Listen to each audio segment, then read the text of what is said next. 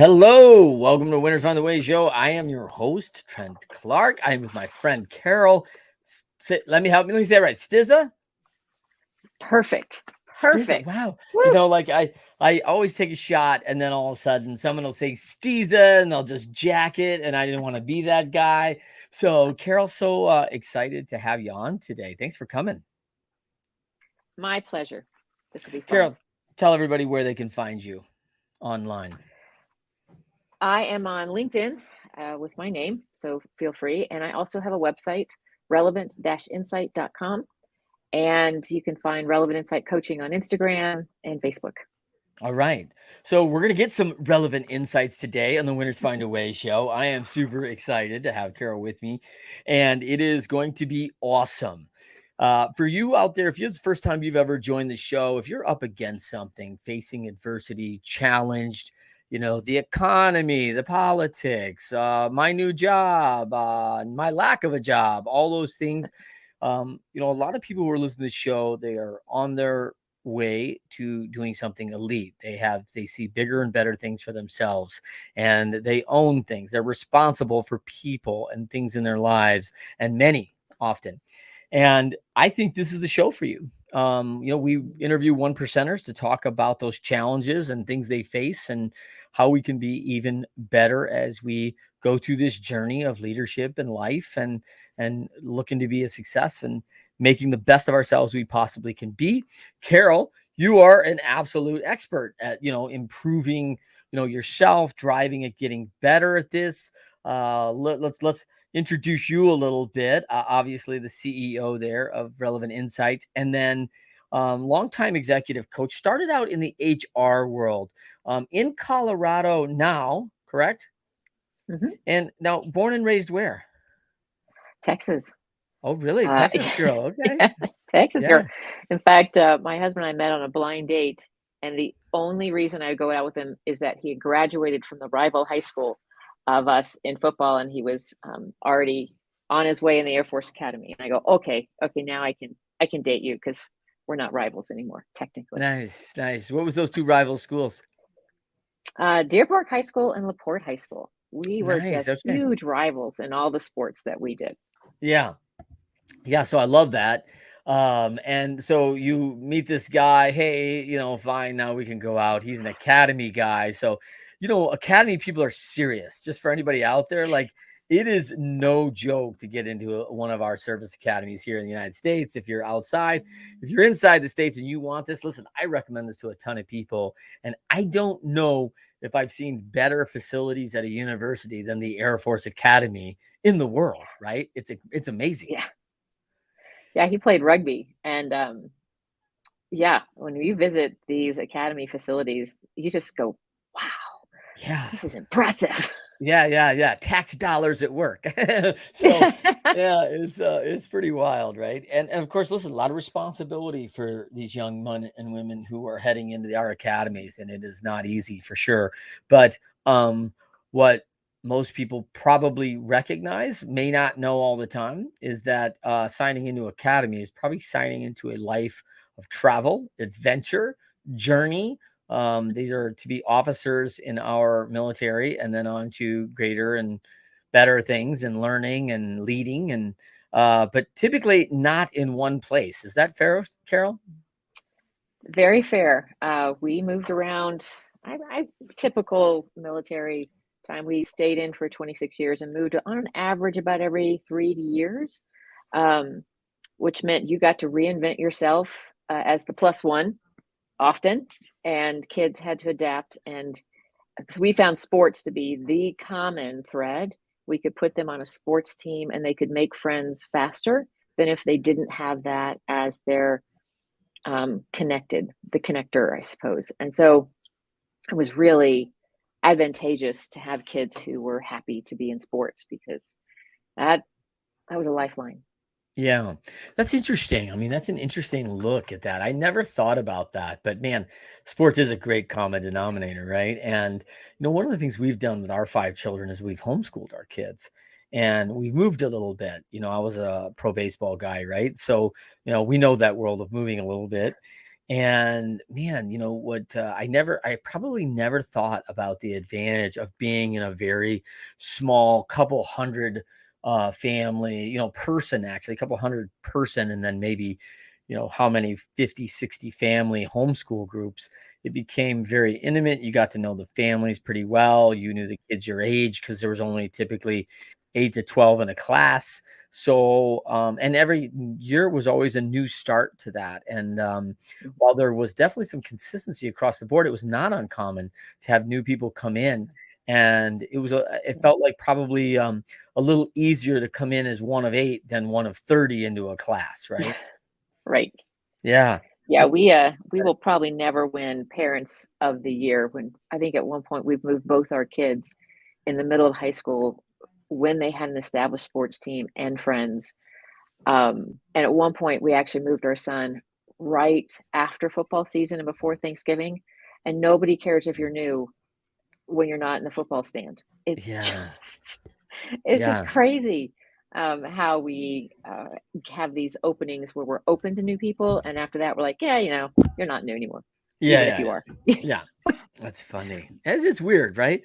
So, now you study at George Mason, then you head to Colorado State to a little Greeley. That's going to be a little culture shock from Texas and the East Coast. You've seen all the coasts now, and now you're headed to the mountains and a master's, and you start down the road in HR, human performance, human engagement, how we do better in the workplace, all those things.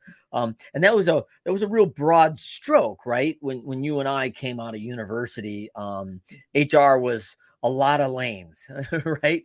And now it's very different. Let's talk a little bit about that. Because self-described, you love coaching up people and teams and engagement and development. And my view of HR is dealing with challenges and a lot of paperwork. Do you see that? I mean, that's my first thing that comes to mind. It is what it has become now. I think we touched on this when we were just starting to chat earlier, is that when I started out in what is now HR, we didn't call it HR. I was training and development. I Mhm. was hiring and onboarding. I was the office manager who also did these 5,000 other things. Um, I had a gift for conflict negotiation. I had a gift for working things out between people who were unhappy. And now I find that it all now is under the big umbrella of human resources. And I got to the point, so in my college and master's, I studied industrial organizational psychology, which is the research and study of how to make people happier at work together. Yeah. Bottom line. And I found that I really liked working with the planning of where do we want to go? Where do we want to grow? Who do we need next? How are we going to attract them? How are you going to keep them here?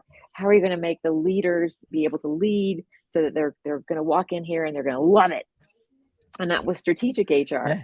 Yeah. And now all of HR is a paper hungry little entity because Yeah. of all the laws and Yeah. all of the ways to have talent internationally and how taxes if you have different offices in different states. I mean, it's just a very interesting playground of paperwork. And for those who love paperwork, there is a place for you. Yeah. If you really like to work with people, you got to be really careful about where you step in or if you step into HR because you don't get to work with people as much as we used to, at least Mm. in my experience. And I know that there's 1,000 versions of HR in a million different companies. So I hope that if you love working with people and you're in HR, you get to work with people. Yeah, one of my spaces that I've kind of just seen in my, and this is my own self-study. I'll just say that. No data to support this in any way, people. But I've been through a lot of different companies. I find this one of the hardest area to retain people in itself. And I often find a very high value, a volume of people to manage per employee. So for example, I say, oh, you have 1,000 people working, like, hey, we have 3 HR people. And I'm like, wait a minute, like 3 people are managing 1,000 onboarding, payroll, like they're responsible for all those, 9, 10 lanes of human resources now. And there's 3 to do 1,000. I find it's underserved often. Do you find that same? Yes, simple, yes. Um, Human resources as an industry has really not gotten a lot of support and respect of all the things they're capable of doing. Yeah. They really can be a brilliant strategic partner if you let them sit at the table. And a lot of people don't know how to do that Yeah. because they think they're just taking care of all the paperwork and you get them in here and then we'll take care of them. But when we have a problem, we'll call you in without any context Yeah. and you fix it. And it's an underutilized scope of talent that I think a lot of HR professionals are really trying to change. I find that when I coach leaders, one of my very first questions is, how well do you know your HR department? How well do you know who's running and keeping track of all the surveys, all the things that you want to collect as data as proof? How well do you know them? How well are you using them? Are they at the table with you? Have you had a conversation with them about how happy your people are outside of your domain? And it's 50-50. Some are really good. And those are the people who really have some really strong leadership foundations. And then there's people like, what? I'm supposed to talk to who? I don't even know who runs that department. Like, What? yeah, We have I one? know. It's bizarre. There is a broad spectrum, right, of how this works and how it becomes important. But I think from my SHRM friends, right, all out there. I mean, I feel like they have worked harder than most to move ahead and with a lot of responsibility, and often not exactly feeling warm and fuzzy and encouraged in their work, right? And it's a hard job. It's a hard role. It can be. It can be a joy. There are brilliant bright spots, but there are some non-joyful parts of it. So when there's a small company and they have an HR department of one, that person needs a lot of love and support and care Yeah. to grow and understand. And I think what I find really intriguing is that people at the top forget to convey to the HR department what their strategy is, what their bottom line goals are, and includes HR in understanding how to meet all those bottom line goals. A Yeah. business is in business to care about their bottom line. That's 100% what they care about, but they don't convey that they want every conversation to be tied to it. And a good HR person should be able to say, okay, if we need 3 more people, here's the salary that's going to be competitive. If we can pay the competitive salary and they do the work that we're hiring to do, this is how it's going to help our bottom line. Mm. If we can include that part of the conversation, they will get more visibility. Yeah, big itty right there, big itty of visibility. And I think we lose that, right? I think there's a lot of organizations that lose that part of it. And then, and then I think we're going to jump into this next thing of a couple of things of expectations. Um, I think expectations are awesome and dangerous. They are awesome for me when we're communicating those well, doing that, getting clarity around those things. And if left to our own devices, at no fault really of our own, it's that if you ask 5 people their expectations of how to grow the company, you typically get 5 different answers, right? Like it's like, Yeah. hey man, this is what I'm thinking. Where from my seat and from my vantage and from my viewpoint, this makes sense. And so everyone's going to come at that from their own experiences as well, and their own training and education about that. And I think that's a challenge because some leaders, if you can't and don't communicate that, as you said, about where you're going and doing this together, bad things. Yes. Um, to your point about expectations or asking several people and getting several different answers, when you get several different answers, that is a huge flag of opportunity to sit down and say, are these expectations connected to one goal and we just have a different lens? Or are we really talking about 5 different conversations? Because if it is 5 different conversations, we're not going to get there very fast. Yeah. And there are really some interesting ways to have those conversations that actually create trust and transparency on executive teams that don't get utilized enough, so that they're all walking out going, cool, we're all on the same page. We all have the same play card. We got it. We know the plays. I think we get caught in the day-to-day and we normalize dysfunction so that we don't see it, so that we think it's okay to have those 5 separate conversations. I'm real big on calling those on the carpet so that we can actually have commonality and expectations, so that everybody who hears everybody talking all the way down are on the same page too. Yeah, that's a big deal. Big deal. All right, well, we're going to come back a little bit to that. But first thing, one of the things that most people don't know about you, Carole, that I got a kick out of is that you had a professional water skier career for at least like 5 minutes. And I am thrilled by hearing this, because I have a couple good friends over in Milwaukee, and they toured Europe on a professional skiing tour after college. They were both college level skiers, Amazing. and a whole world of entertainment that I never knew existed, actually. And they're both like fabulous. Even like now, they're really good. One's the CEO of a company, and he's still great. He's on his lake at, the 5:30 in the morning when it's glass, and he Yep. can barefoot. He's amazing. And, he's always like, drive the boat. I'm like, man, I'm scared. Like, he's so good. I'm going to kill him or something into a dock. So, it's really impressive. Tell us a little bit about your blush of your water skiing professional career. Everyone thinks of Texas when they see professional water skiers, by the way. Well, Everyone it's thinks because Texas. there's so many lakes, right? Yeah. All the man-made lakes that we assume are real, and we're like, oh, they're not real. I grew up with a brilliant uncle who had a lake house. My dad was a big sailing kind of guy, and my uncle was the lake guy, and he was so good at getting up and making all the kids get up at 5 in the morning. So I learned how to water ski every summer, and I loved it.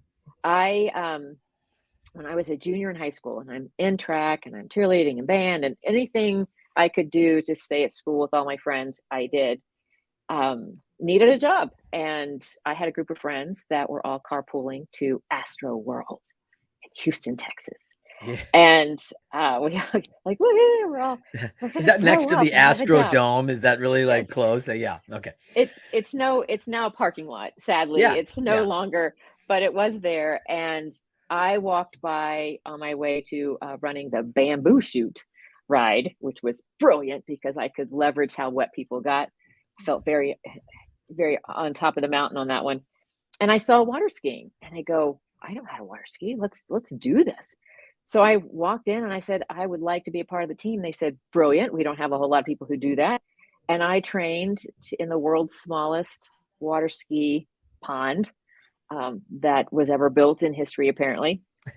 And I was one night's sleep away from my big debut. You got the flat skis, you got the wave, pyramid practice, all that stuff. And I showed up to work, and our illustrious boat driver had decided to get high and drove the boat into the wrong side of the ramp.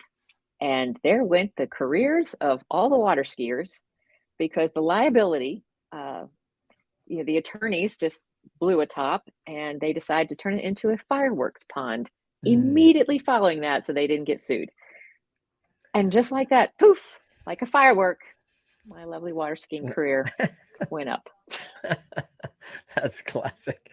Well, darn it. We would have been having a whole nother conversation, right? If we weren't talking about this and conflict and a happier workplace and managing expectations, we'd be talking about, human pyramids on water. Well, to your point, I do have friends who are brilliant water skiers still, and we get together, and I marvel at the technology in boats today. Oh, yeah. And right. How different a boat can be. If you want to wake surf, you've got to have a different ballast. If you want to water ski, you probably might just get a different boat. And he has all the toys. And so we still get out there and water ski, and he's still giving me tips and tricks. And it just makes you feel young again to get out and do the sports you did growing up. Yeah. Yeah, until you take a bad fall and then you go, "What the hell was I thinking?" Like, man, I'm not young anymore. Yeah. I do that all the time, and I'm like, "Hey, let's wake surf. Let's go." And then I'm like, I'll take a hard fall, get hit with the board or something stupid, and I'll be like, I keep writing like checks my 53-year-old body can't cash, like I'm like, man, I'm not 22 anymore, but I love it. Still playing hockey, all that good stuff. So Yep. let's get into a little bit something. When we talk about the show, we talk about shows founded on a quote named after a show from our a book called The Four Disciplines of Execution, where I read in it from Chris McChesney. Winners, when shown data that they are losing, find a way to win. Mhm. And we run into these things as challenges in our life. Talk to me about, as a younger person, some of the challenge or one of the challenges you faced that you were like, man, I don't know if I really want to even try to manage this. It's frustrating. Recovery, like whatever it is. Talk to me about one of those things that you face and how you manage through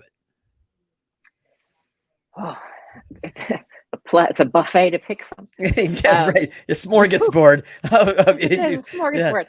I like to your point, when people think people just show up and it's been an easy road, they have no idea the chapters in the book you have just, Right. been reading. Yeah. And I had, I did suffer in three different car accidents. I all stopped by turning left.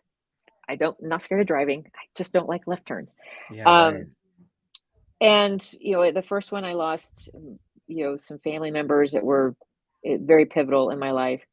When I was 17, I was an athlete and I had to relearn how to walk and function and, breathe, collapsed lungs, and just lots of Wow. injuries.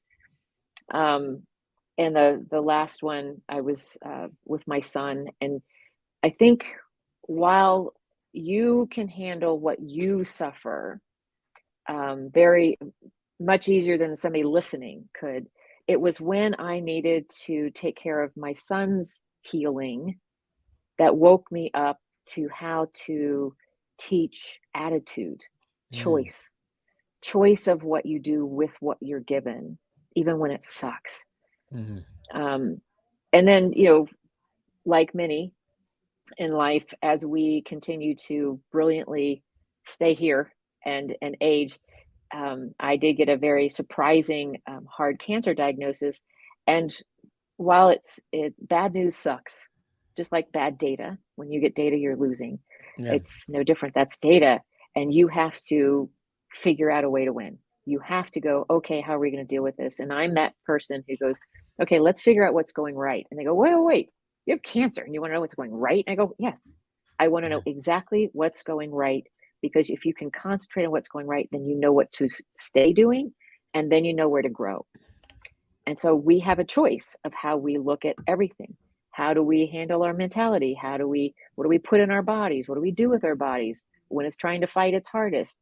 And throughout each of those, I had a brilliant man who's a fellow speaker who asked me, who did you get to become in the best way because of each of those events in your life? And that is Mm. a great Great question question. to Yeah. pose everybody, Yeah. because you don't think about it. They go, oh, poor me, almost Yeah. another one of those challenges overcome. Oh, how can I make this into a great story? I said, that's not the story. The story is who you got to become in a good way because of how you handled something that stunk. Yeah. And I looked back and got to say, oh, like for instance, when I was 17, I was hit at a left turn intersection by a very overzealous fellow teenager who just got her braces off. Mm. She's just hurrying home and she sweeps around a truck and overcompensates and gets in my lane, and boom. I heard when I was in intensive care and the room's dark, I heard someone say, oh, yeah, I heard the other driver just said that they never saw her. And I go, it just, wow. I now know how literally painful it must be to feel invisible. And it just hit me to the core how hard it is if you feel invisible. And so after that, when it was a long recovery, but when I finally got back into school, I made it my mission that I was going to smile at everyone I saw, because on my watch, I wanted them to know that someone saw them that day. Yeah.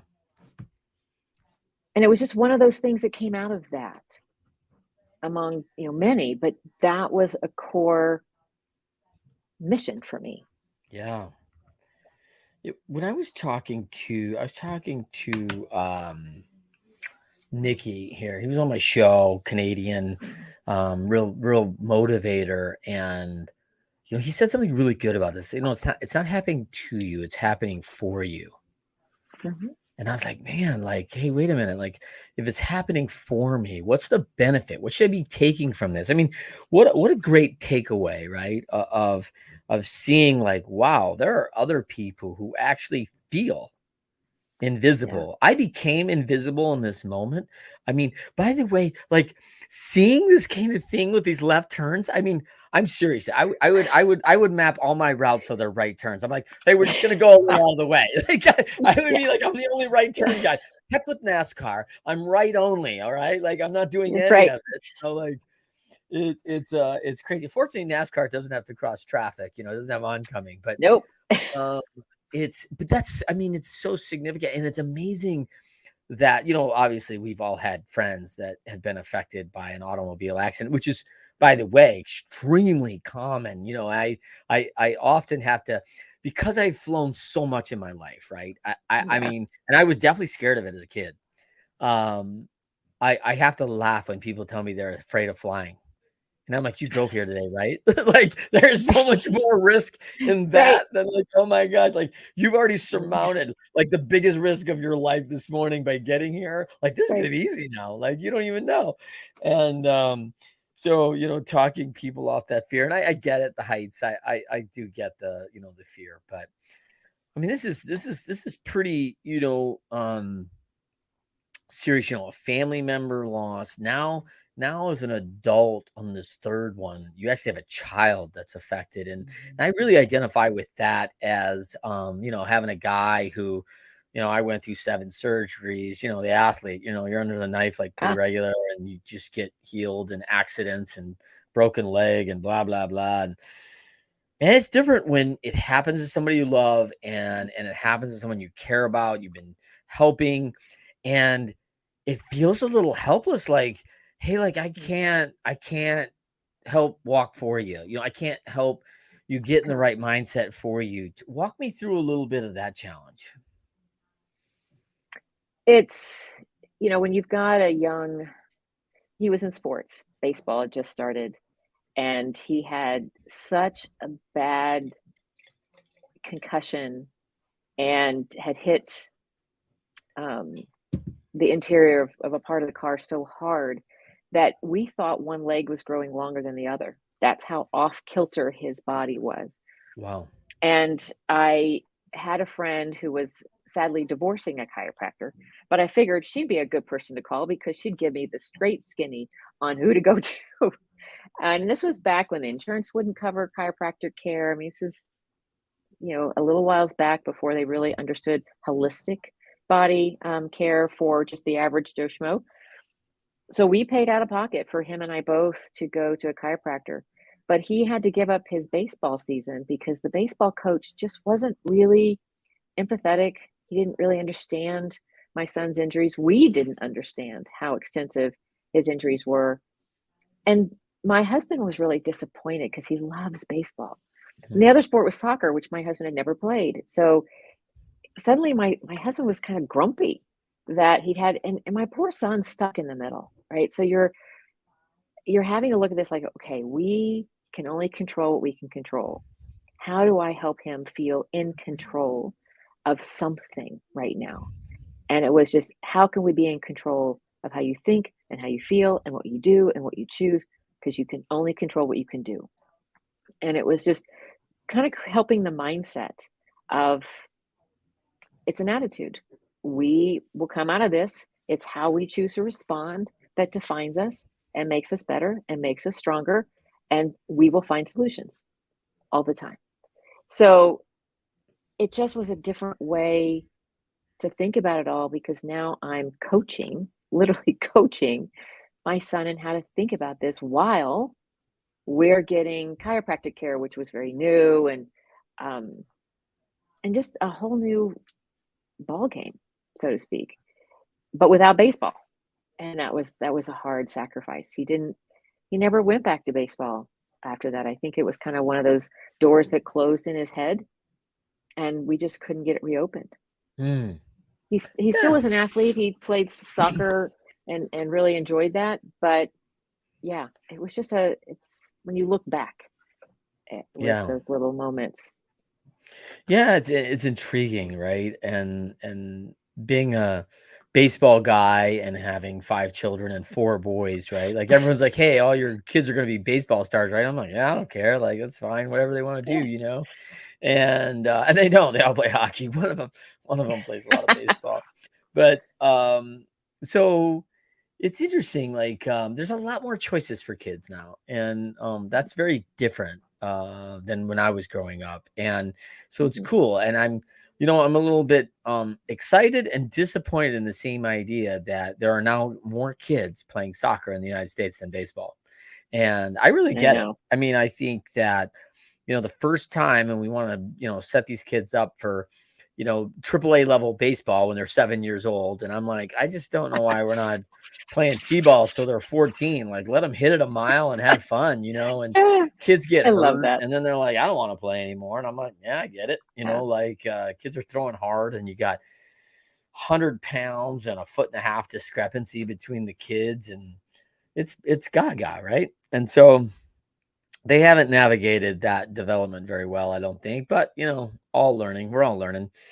So let's kind of pivot to a little bit of your day to day. When you're really talking about organizations, it's funny because I love Patrick Lencioni's the five Mhm. cohesive behaviors of a team, right? Yep. Love that. And I just find like it's hard to get teams to work together well. I mean, it is a Mhm. real hard thing.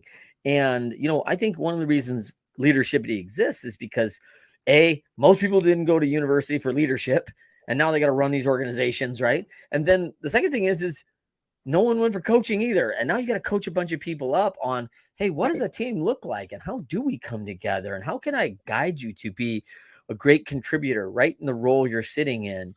And um and from an HR perspective, there's a lot of that happening, and it's perceived as they're not trying to help me. They're trying to tear me down and hurt my Mhm. career, and it really feels negative when they talk to me, and it's woe is me. And I need a solemn meeting with HR because someone yelled at me and got mad at me for not living up to my potential.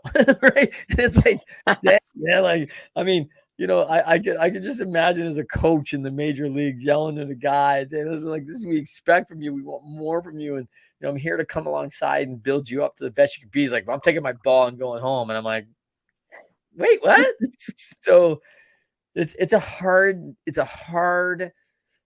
really hard waters to navigate. So tell me a little bit about when you say, "Man, I really worked hard to learn how working happier together looks." Give me a synopsis of what you've learned. Well, like you have said, when winners look at data that says they're losing, they find a way. And so, one thing that I found brilliant was collecting data, using data. And I don't mean surveys. I mean, we've seen surveys upon surveys. If you don't know what they're going to do with the survey is meaningless half the Yeah, time. What I'm talking about is assessments. And there's been some really brilliant strides in the social sciences of how to do 360s in a way that it feels very equitable, not yeah, critical.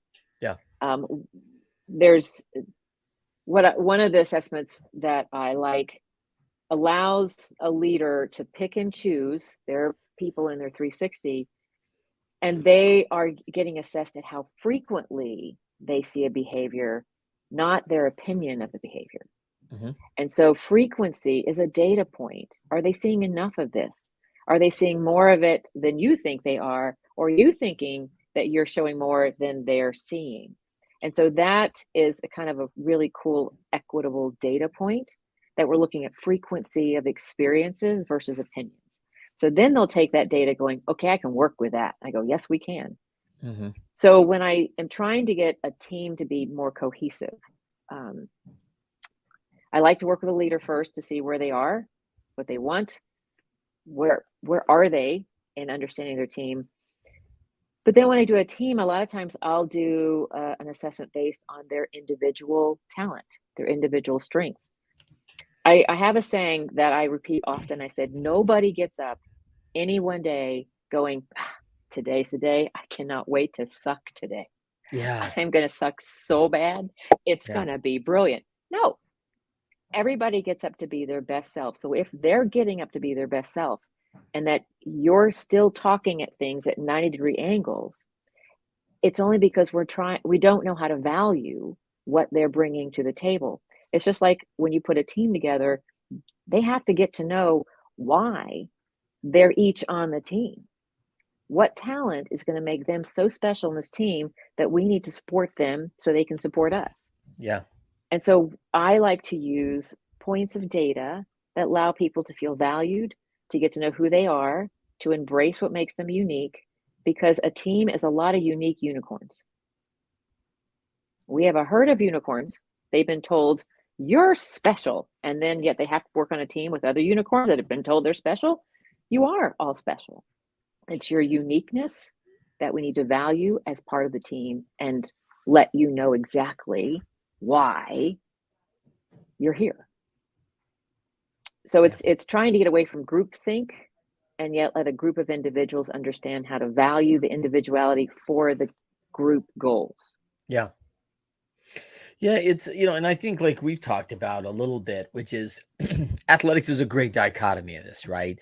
It is. If you have the players, everyone has a role on the team, yet the team goal is all unified, hopefully, right? In good ones. And you're moving in this direction. But people's role inside that looks very different. On the daily sometimes too. That can change from day to day. It can be more important, your role, on certain days than other days. And we call on that and tap on that player or that person to, hey, today you're a priority here in this. For us to be successful, we really need you and your role to really shine through. And that may be them managing other people inside that role. And so I think it's always a great learning lesson of how sports become successful. And I think most people have an opportunity to be a part of a group, and even if they're not an athlete, because I think there's a lot of synergies in band, in certainly the orchestra, in acting, in drama club, in when you're doing math clubs and math competitions.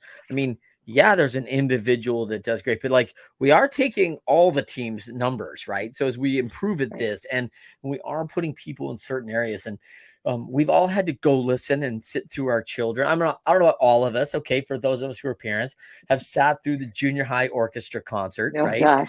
And Yes. wow, that is really Ah. never have I applauded effort more, because we don't have a high quality finished product, and that's great. Like, understood, right?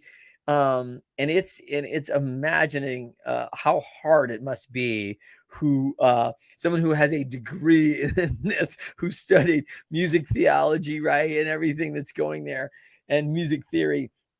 And now they're going, oh my gosh, I'm going to get all these sixth graders to come together and actually play something decent, right?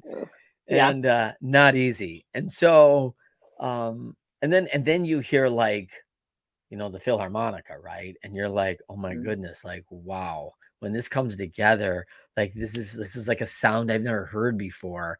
And of course, you can't just be like, hey, I'm gonna be over here on the baritone sax being whenever I want to play. Like, no. You just can't come in whenever you want to come in, right? This is very highly orchestrated movements as a team that makes it sound so good. And I don't always think that organizations understand how they fit into that. at least the individuals inside that organization? Yeah, a lot of times I'll use the analogy of, when we go to a superheroes movie, the Avengers, Yeah. I said, there's no redundancy on a superhero team. I said, but there's no redundancy here either. So we need to understand what your superhero powers are and when they're needed, when they're called on, and the leader, their whole goal is to understand how to get them to be harmonious, like an orchestra, where they work so seamlessly together, they look like they are so cohesive and connected, but yet when you start to really look at it, you know which part they're playing and how easily they can change to that part to be more significant when it's needed. Step back, step in, step out, step to the side. Yeah. It's a dance of talent. And when I position it that way, it sounds all, s'mores and roses, whatever trips your trigger there. And I go, no, think about it. We are going to identify what your superhero power is on this team. And then you get to decide if that's where you really want to be. There is no redundancy on a superhero team. There's not any redundancy on any teams. Mm. And I have to kind of really push and let that sink in so they know I'm really serious. Because a leader has their talents too. They have to know when to step in and step back too. Sure. Yeah, I love it. I love it. When you describe that, I think about a couple different things. So, the first one was a stadium where everyone holds up a color, and you're like, "Hey, we're holding up a color. Isn't that cool?" But the blimp up above the stadium's like, "Whoa, check it out!" Like there's a picture that's Yeah. being sold through the whole stadium. And you're like, "Oh my gosh, that's crazy! That's an amazing pattern or kind of montage of thing that's now looks incredible from 10,000 feet, right?" Mhm. And I also have a cousin who's an artist, and he made this beautiful picture, and people walk into my house, and it's actually a picture of Jesus, which is incredible. And so you see it across the room, you're like, oh, that's a really cool photo. And then when you walk up next to it, um, all the story of Jesus is little pictures of little stories of the Mm. Bible, like, them lifting the man out of the house to be, hey, he's got to see Jesus. We got to drop him down in so Jesus can see him. And, all these little things, the story of, being flipped onto the shore and from the whale. It's just, it's incredible how many little biblical stories. I think there's 32 stories Mhm. tied into this photo. And so it's kind of that, wow, that view from very far is very different Yeah. when up close. And I love that. I love that idea of how do you get that? So when you're educating an individual, when they're valued, that there's really no redundancy here, how do you do that best as a leader? Because that's not an easy thing when hey, Mhm. I'm one of 20 in the marketing department. Like, yeah, I know, I get that, right? But you're running social, Right. or you're running this or this campaign. Talk to me about that. So to lead into that, what's really cool about educating leaders on how to do that, I get to tell them about the brain. And in neuroscience, they've revealed that the brain is always scanning the universe for just two things: where do I fit and where do I grow next? Basically, what am I doing right and Mm, where can I learn next? And we're just scanning the universe all the time. I want to know what I'm doing right and where I can grow. That's why social media is so addictive. You'll scroll things you like, and then when you see something that interests you, like, ooh, how can I learn more? And you mm, just continually do that. It does have its dark side because you go, I really want to be like that, and I don't think I can do that. And then you self criticize. That's the blessing and the burden side of that blessing. But as a leader, if you know that every single person in your organization, including you, is only wanting to know, first, what am I doing right so I don't throw the baby out with the bathwater when I go to a new training, and where can I grow next? As a leader, that's how you get to talk to people. Hey, here's what I see you really doing well, and here's how I see it when that's done well. And because you're doing that so well, I think this is a new area for you to grow. Those are energizing conversations. And when you can spot those things, a leader can talk like that, then if there is anything that needs correcting, that needs toning down, elevating up, the person is going to hear you better because you've shown them what they're doing right. You've shown them that you know where they can grow. And oh, by the way, we can't talk about this to your, this other person because that's kind of against all the DEI initiatives we're doing. Oh, okay. So stop doing that, but keep doing this and learn here. That becomes an easy exchange conversation because you're letting them know what to replace it with when you tell them where they can grow. And I think we all get stuck wanting new information by asking the same old question. We have a very bad habit of saying, oh, how can I improve? That is the wrong question. So anytime somebody asks you that, what they really are asking is, what am I doing right? And where can I grow next? They just don't know how to ask for that. They've never given themselves permission to ask for that, but that's what they really want to know. So when I get to work with leaders, I said, when anybody comes to you and says, oh, well, how can I improve? Here's what they really want to know. They're not broken or need fixing. So don't try to improve them. They're not a machine or a clock that's not ticking. It's just the only question they've been conditioned to use. But here's what they really want to know. So why it's up to the leader to change the conversation. And when they do, everybody goes, oh, they see me, they value me, I'm in it, they care. And that is what builds retention. People will stay for the relationship with their boss over everything else. Interesting. And I think we see that all the time, right? Like we see people that they do not leave the organization. They are leaving a boss that doesn't make them feel valued, doesn't make them feel like they matter, isn't appreciative to what they're offering, doesn't coach them up. Like there's all these little things, and I think that's a really strong point. Let's get into the next thing, which automatically comes. And well, before we do, you have a couple. What's your favorite kind? I mean, there are great assessments now, right? There are great stuff. I love Enneagrams. I love it.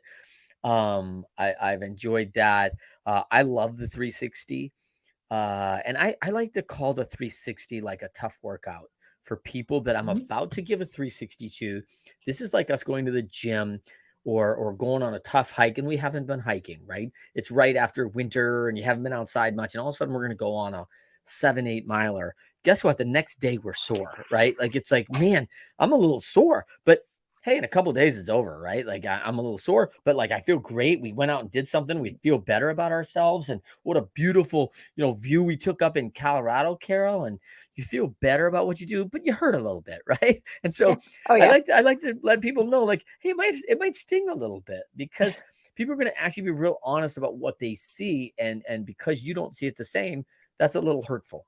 And so I like to help people get prepared. That's kind of my way of Yeah. get prepared for what's about to happen here. And do you have a couple favorite assessments that you think leaders like, hey, a couple that you just think are invaluable, like, hey, if you're going to really know your people, you better get into this and help them know themselves? That is an easy and difficult question to answer. So the academic answer would be every assessment has an agenda. What is the goal? So match the assessment to the goal. That being said, and I want to respect all assessments that have been created because they've been created for a specific point. No one assessment is a panacea. So the other answer is one of my favorites. I find that really good conversations need to start somewhere. And so I like to start with the full Clifton Strength Finders, because the full Clifton Strength Finders taps into your top 10, but it also taps into your bottom 5 strengths. And strengths, and their research, which is now over 9 decades in every country and every language, views the strengths as the way your hard drive is wired in your brain. Strengths are like real estate. So there's not a strength and a weakness. You have strengths, but each of those strengths has a dark side. If Yeah. you push it too much, or you think that strength's going to work everywhere, that's where you're going to get some pushback and criticism. So I like to start that conversation because it allows them to see how unique they are, because nobody's duplicated in that assessment. There's no two Yeah. people. Even I've coached twins, and it's been so cool to see where they are alike and where they are opposite, because that's where the conflict is. But when we look at the least real estate strengths, that's where conflict is caused, because somebody else has that as a top strength. They're using it. You don't appreciate it. So it just is a great conversation to start about how to value someone's individuality and understand their natural tendencies or natural gifts or natural superpowers. When I'm working with a leader who is leading a team and wants to really get a good photograph of where they stand, I like the leadership circle profile, because it has captured the 18 leadership characteristics that are positive characteristics for leaders, and the 11 reactive leadership characteristics that we get to talk about where they came from, because they served you well earlier in your life when you had little less control, and now we have to shift you into the 18 characteristics of positive leadership. And it's that 360 that only assesses on frequency, not opinion. And I think that frequency gives energy to change. It has to challenge you or it won't change you. We know this. Yeah. And so I look at assessments that will help somebody appreciate who they are and challenge them at the same time. And there's a positive intelligence, there's a behavior intelligence. I like things that allow people to think differently by also understanding what to value about themselves and what they see as what they would like to challenge themselves in a new growth area. So Enneagram, there's many, many brilliant assessments. It's what is your point? Where are you willing to start? And what do you want to get out of it that makes me pick the ones that will work? Awesome. Let's talk about a little bit, you touched on a little bit, what to do when things get hard. I mean, we have a choice in our way to get, how we're gonna take that information. And I think there's a lot of choice. Athletics is another good example of this. Like, hey, you're losing by 25 points at halftime of the basketball game. You have a choice. Like, hey, we can go up and give up the second half, or we're going to do something differently and try some different things, and continue to work hard, and show some pride, and work better as a team. And the choice is ours to make of how we respond to this data. And the data is not great, right? In fairness, like, no one wants to be down 25 at half, and we get that, Right. right? That's not this isn't where I was hoping for this morning. When I woke up, I was like, man, I hope the game goes well and we're down 25 at half, because what a great story it'll be when we come back. Like, most people don't think that starting out their day. So talk to me a little bit about choice and conflict. What do you see in the conflict that could be different, that I think we're maybe missing in today's world, in our business and our work life? I think we're missing the perspective first that blessings and burdens are buy one, get one. If you think it's a burden, there's a blessing in there. If you think it's a blessing, we need to look at the burden. And so when stuff gets hard, when the data is not going in the right direction, when your best talent just quit, when you've got a boss who is handling so much on the outside in a personal crisis that he can't bring, or she can't bring her best self into the office, we have a choice of what we do in those moments. And I think we forget how much choice and power in choosing we actually have. We forget to give ourselves permission that we can choose every minute Yeah. of every day how we see how we see life and the situation in front of us. So when I get the opportunity to talk about the power of choice, I get to remind people that they have it. It's like a super secret weapon they didn't know was sticking out of their back Yeah. pocket every minute of every day. Yeah. And I go, what are you going to choose? And they'll go, oh, I don't think it's, here's what's happening. And here's what's happening. I said, and what are you going to choose? How are you going to look at it? How are you going to respond to it? What is the blessing? What is the burden? And just asking people to stop and think like that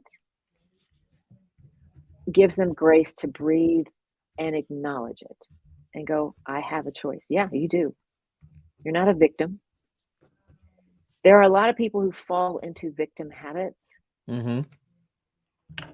And we get to remind them that no, being a victim is a choice. Are you choosing to be a victim? If you are, that's your choice. You don't have to. It's good stuff, Carole. Let's give me one more thing before we go here. Do you have a quote? Do you have something that, like, when you've got that data you're facing and you're like, oh, this is not what I was going for here, like not what I wanted to hear, all these things. Is there something that you read or that you kind of that can level you out in a hurry, something that you go back to that says, hey, this helps me make that choice or whatever it is? I ask myself, what is going right? I'm not dead.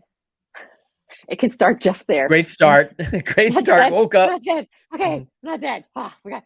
But Mhm. when we ask ourselves that question, it is you can just feel the brain grind to stop and then just look at things differently. But when we do, it creates those positive endorphins and it neutralizes how bad the thing we were originally looking at really is. Yeah. What is going right literally kind of helps right the ship, and it balances the emotions and it neutralizes the drama, because our brains are meant to look out for risk, look out for what's going wrong so we can fix it. There's a lot that is always going to go wrong, but if you don't stop and ask yourself what's going right, you can be way off kilter and not be able to come back from it if you don't Yeah. try that. So that is my number one go-to question. What is going right? Love it. Love it. And I've been through a couple exercises that has had so much formidable impact on reviewing a hard situation, not reliving Mhm. a hard situation, but reviewing that and looking back in a much later time, maybe, and seeing all the positive things of what did go right. And even some things that were much better in my life now because of that burden, looking at the Mhm. blessing, Yeah. right? And by the way, if someone really puts their head down and really takes some time to think about that, I think they'll be shocked on how big that list gets, because Mhm. there's a lot going right. And Yeah. so I really appreciate that. As I was thinking about having you on the show, Carole, I know you're a choice person, and I really appreciate that. One of my favorite quotes is, there are two pains in life: the pain of discipline and the pain of regret, and you choose. So, Yeah. here's a choice, right? This is a hard way, and it's not going to be the easiest way, and it's Mhm. something I should be doing right now, but I don't feel like it. And you could choose that. You can choose not to do the things that you're supposed to, that your roles and responsibilities entail. And when you get fired, you regret that, right? And you're like, oh Yeah. man, I regret not doing what I was supposed to be doing. But the pain of discipline is also pretty real. I mean, as athletes, we felt that heavily, and I don't Yeah. ever recall going through hard workouts and looking back and saying, man, I'm so bummed that we won the state championships. You know how much hard work it was? Yeah. I vomited one time when we were working out. Like, I just don't remember that pain of that discipline. It was acute. It was very short term. So thinking about that today. But for Carole, thank you so much for being with us today on The Winners Find a Way. Tell them again real quick where they can find you. Website relevant-insight.com. LinkedIn, Carole with an E, Carole, Stizza, Stizza on LinkedIn. Instagram and Facebook is Relevant Insight Coaching. Love it. Carole Stizza, thank you so much for joining us on Winners Find a Way show every Friday, 1:30 p.m. Eastern, 9:30 a.m. Pacific. I'm sorry, 12:30 p.m. Eastern, 9:30 a.m. Pacific. And you can join us on YouTube, LinkedIn Live, and you can find us on the podcast on all your major networks. We'll see you next time.